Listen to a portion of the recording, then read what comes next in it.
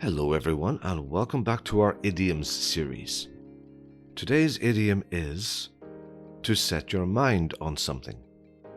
It means to be so determined to do something.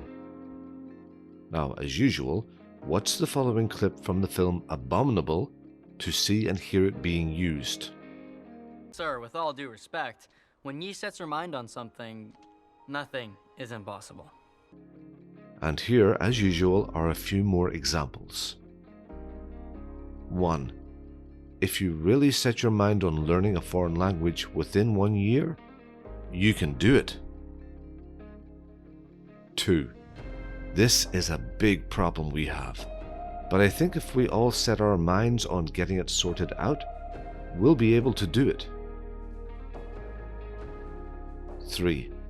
He set his mind on running 3 marathons in 1 week, and he succeeded, but he was exhausted at the end. So once again, thank you all very much for watching this video. Don't forget to subscribe to our channel so you'll get notified about all our newest video releases. Till next time, bye!